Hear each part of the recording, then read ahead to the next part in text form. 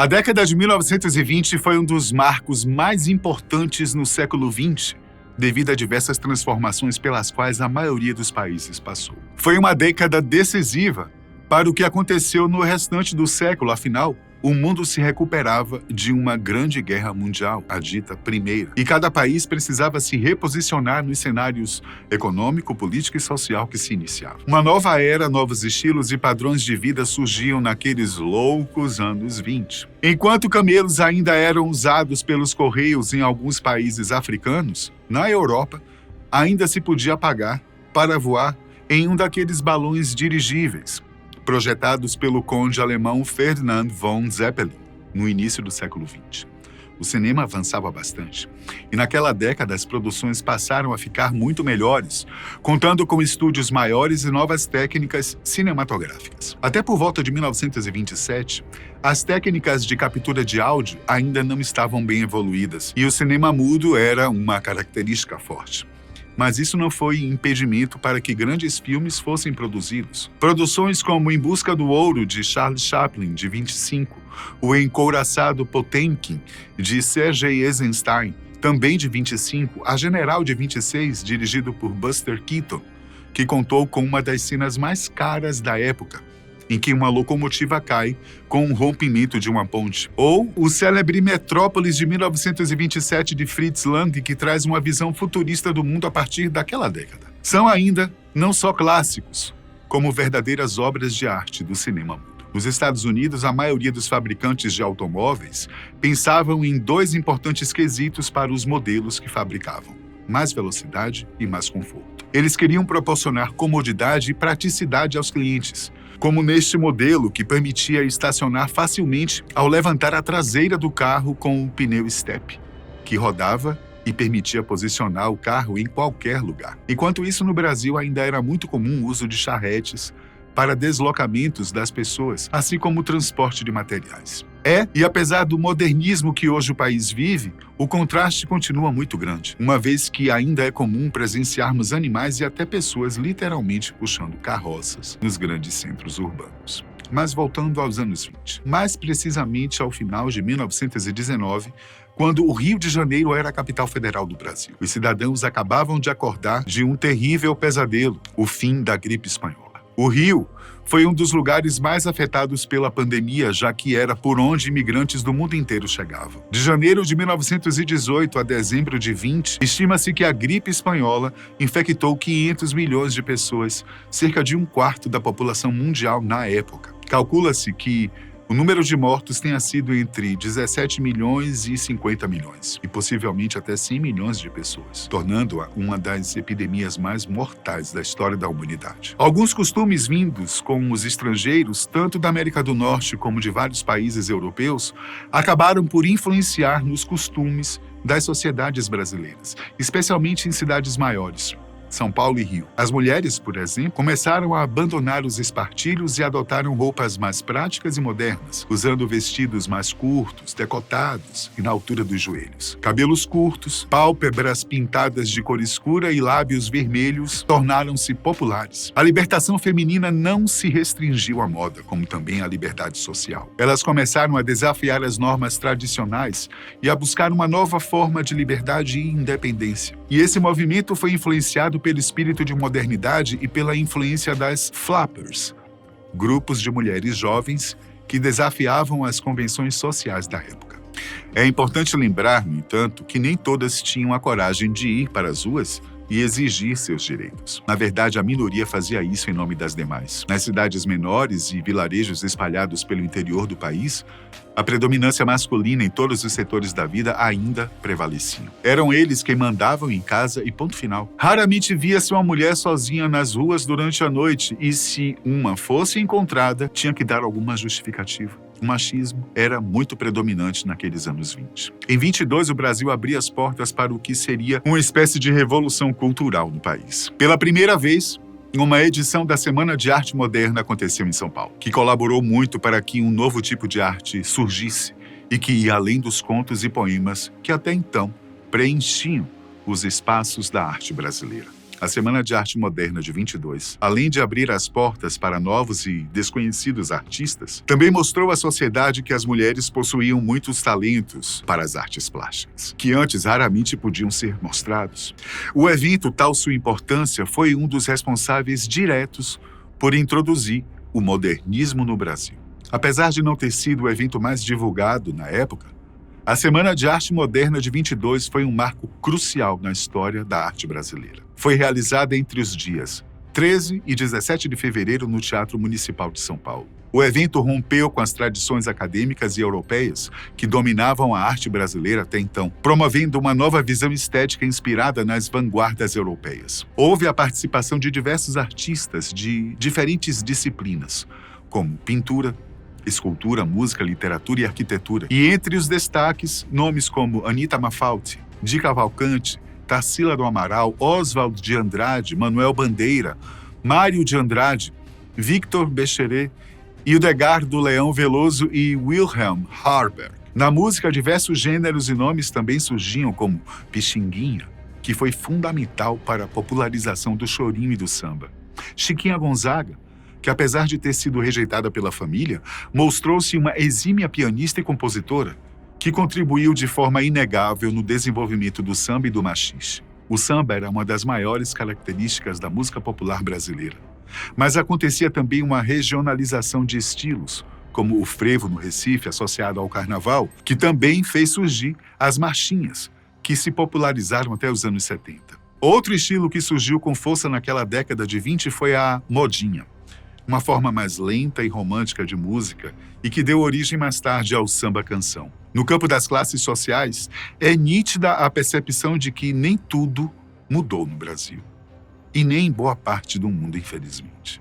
Nas maiores cidades brasileiras, São Paulo e Rio, a divisão social era bastante marcada e refletia ainda as profundas desigualdades econômicas herdadas dos séculos anteriores, desde antes da abolição da escravatura.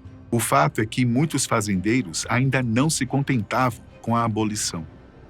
3 décadas e meia depois da Lei Áurea, uma pequena parcela da sociedade abominava a ideia de negros serem livres e ainda mais da igualdade racial. Por isso, para os ex-escravizados e seus descendentes, os trabalhos eram sempre aqueles que ninguém queria executar. É duro dizer. Mas eles eram tratados como personas não gratas, sempre colocados à margem do que a sociedade pregava como padrão. Devido a isso, ainda naqueles anos, as comunidades quilombolas se tornavam cada vez mais o único refúgio para aqueles que não queriam sofrer com o distrato social. Normalmente, eles se escondiam em locais distantes dos centros urbanos em desenvolvimento, formando suas comunidades que, aliás, até hoje podem ser encontradas em algumas regiões do país. Raras eram as famílias ricas que lidavam bem com a liberdade daquelas pessoas, mas não extraordinariamente, uma vez que era normal os empregados de uma casa serem de pele escura. Tristemente, o Brasil era um palco enorme da segregação racial. De um modo geral, a sociedade era dividida em classes sociais bem definidas, com uma elite rica, branca, que controlava grande parte da economia e do poder político, uma classe média em crescimento e uma grande massa de trabalhadores e camponeses vivendo em condições difíceis. Se isso te faz pensar no presente, não se assuste, pois essa é uma luta que irá persistir por muitos anos, mas muitos na história da humanidade. Mas foi exatamente naquela década de 20 que as coisas passaram a ter alguma mudança significativa, uma vez que as pessoas passaram a ir às ruas protestar. Revoltas e protestos também marcaram bastante o Brasil dos anos 20, como a revolta tenentista.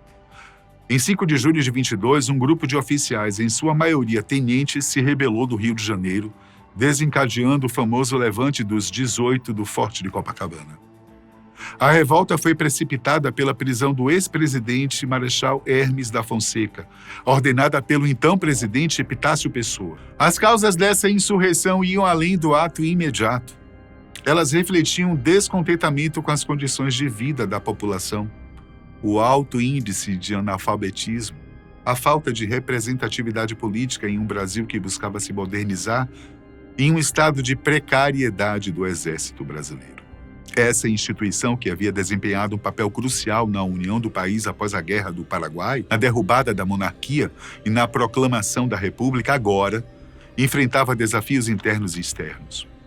O número 18, associado à resistência final do grupo de jovens oficiais do Forte de Copacabana, se tornou simbólico, embora o total exato seja incerto devido à censura imposta aos jornais da época. O movimento, que ficaria conhecido como tenentista, não se limitava apenas aos tenentes, embora estes constituíssem a maioria dos militares envolvidos.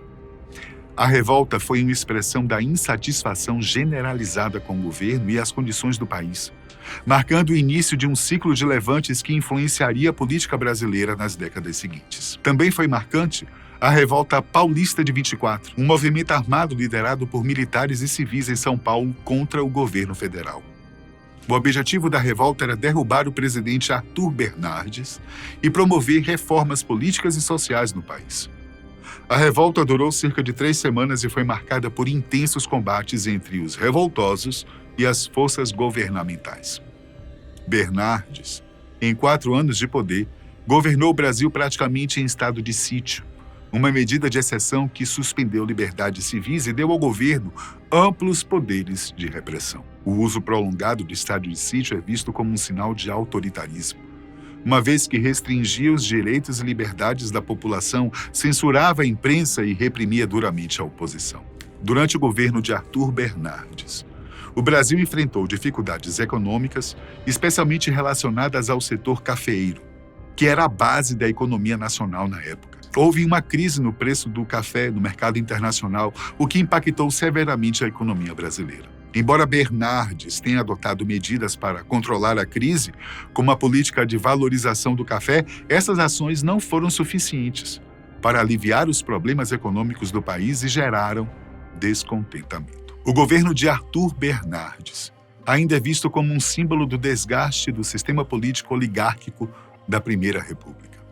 A política do café com leite, que favorecia as oligarquias de São Paulo e Minas Gerais, já estava sendo fortemente questionada, e a incapacidade de Bernardes de lidar com as demandas de setores emergentes da sociedade, como a classe média urbana e os militares, aprofundou a insatisfação popular. Apesar dos pesares, é bom dizer que o Dia das Crianças, comemorado em 12 de outubro, foi institucionalizado por Arthur Bernardes em 24, por meio de Decreto Federal número 4867. Foi naqueles anos que também foi criado um dos partidos políticos mais emblemáticos da história do país, o PCB, Partido Comunista Brasileiro. Fundado em 22, o PCB surgiu em um contexto de crescentes desigualdades sociais e influência das ideias socialistas e comunistas, que ganhavam força no mundo após a Revolução Russa de 17. O partido se consolidou como uma resposta à insatisfação popular com o sistema político oligárquico da Primeira República e as duras condições enfrentadas pela classe trabalhadora. Embora tenha sido perseguido e muitas vezes chancelado como ilegal ao longo do século XX, o PCB desempenhou um papel central na organização de movimentos operários, na luta pelos direitos sociais e na resistência contra regimes autoritários, como o Estado Novo e a ditadura militar. Durante a década de 1920, houve também um movimento muitíssimo importante no quadro social e político brasileiro, a Coluna Prestes. Trata-se de um movimento de resistência militar e política que ocorreu no Brasil entre 25 e 27, liderado por Luiz Carlos Prestes e outros oficiais insatisfeitos. A coluna foi composta por militares que pertenciam ao movimento tenentista, que lutava contra o governo oligárquico da Primeira República e reivindicava reformas políticas e sociais, como o fim da corrupção, maior representatividade política e melhorias nas condições de vida da população. O movimento surgiu após o fracasso da Revolta Paulista de 24, quando os tenentes tentaram tomar o controle de São Paulo. Diante da repressão do governo de Arthur Bernardes, muitos dos insurgentes não se renderam e decidiram se reorganizar e continuar sua luta pelo interior do país, formando a Coluna. O grupo percorreu cerca de 25 mil quilômetros pelo território brasileiro, atravessando 13 estados, do sul ao nordeste do Brasil. Os membros do movimento utilizavam táticas de guerrilha, promovendo ataques contra as forças governamentais e buscando apoio popular em sua jornada. Apesar de enfrentarem exércitos maiores e mais bem equipados, os revoltosos evitaram grandes batalhas, apostando em sua mobilidade para escapar do cerco das tropas federais. Os integrantes da coluna Prestes tinham como objetivo denunciar o governo federal e mobilizar a população contra o regime vigente. Eles queriam reformas como o voto secreto, a educação pública e a moralização da política, além de expressar descontentamento com as injustiças sociais e o domínio das elites agrárias no poder. Após quase 2 anos de marcha, sem conseguir provocar uma insurreição nacional, a coluna Prestes se desfez em 1927. Seus membros, exilados, incluindo Luiz Carlos Prestes, buscaram refúgios em países como a Bolívia. Embora a coluna não tenha conseguido derrubar o governo, sua jornada ajudou a semear as bases para a Revolução de 30, que marcaria o fim da Primeira República e o início de uma nova fase na política brasileira. A história nos conta que o mundo passou a ter mudanças muito mais significativas em todos os setores da existência a partir da Revolução Industrial, que começou na Europa na segunda metade do século XVIII. Depois ela se expandiu para a América, que na mesma época começou a receber imigrantes de vários países europeus. No Brasil, o processo industrial começou a engatinhar a partir de 1808, porque até então tudo aqui era feito de forma praticamente manual, sem prezar muito pela qualidade do produto final. Não porque queriam fazer assim, mas porque nossos recursos ainda eram muito primários. Até os anos 20, a economia brasileira era incipiente e limitada, baseada na agricultura com destaque para o café, o açúcar e a borracha. A industrialização que existia era modesta, concentrada principalmente em setores como de alimentos, têxteis e bens de consumo cuja produção não exigia muita tecnologia ou maquinários pesados. A maior parte da produção era, como já citei, a base da força humana, às vezes sobre-humana, dependendo do que era produzido e da região. Além disso, a elite agrária exercia grande poder político e econômico, direcionando as políticas do país para sustentar o setor agroexportador. Isso limitava os investimentos e as políticas voltadas para o desenvolvimento industrial. As poucas indústrias que existiam estavam concentradas em áreas urbanas, especialmente nas regiões Sudeste e Sul, como São Paulo e Rio de Janeiro. Essas indústrias, em sua maioria, eram de pequeno porte e geridas por famílias de imigrantes, principalmente italianos e portugueses, que vieram ao Brasil em busca de melhores condições de vida. Elas se concentravam na produção de bens de consumo, como tecidos, alimentos e sapatos, voltados para o mercado interno. A industrialização foi um pouco tardia no país, devido a essas insistências do setor agropecuário. Mas homens como Francesco Matarazzo, Percival Farquhar, Giuseppe Martinelli e Guilherme Ghini, todos imigrantes, fizeram a diferença e ajudaram a construir uma nova engrenagem para o futuro do país. Matarazzo, por exemplo, foi um dos pioneiros na utilização de matéria-prima nacional para produzir tudo o que podia, a fim de evitar as importações. Em pouco tempo, além de milhares de empregos, ele conseguiu engrenar o país no cenário internacional. Tornou-se o que hoje se conhece como o Império Matarazzo.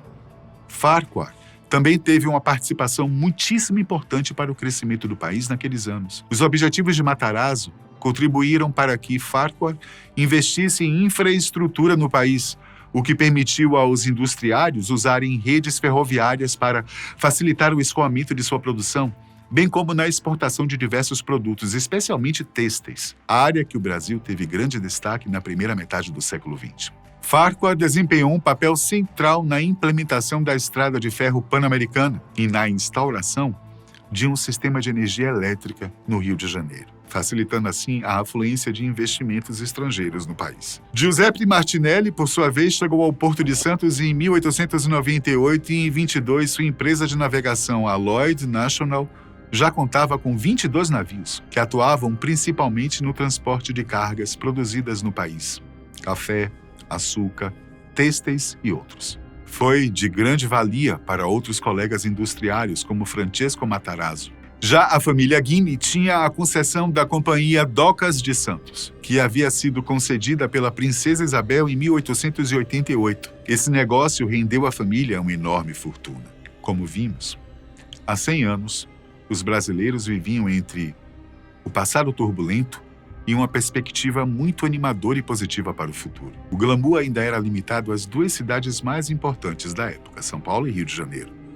Mas muita coisa ainda havia por acontecer, para que o país pudesse avançar mais, socialmente, tecnologicamente e economicamente. Às duras penas, chegamos aonde estamos hoje. Gostem ou não. Até a próxima.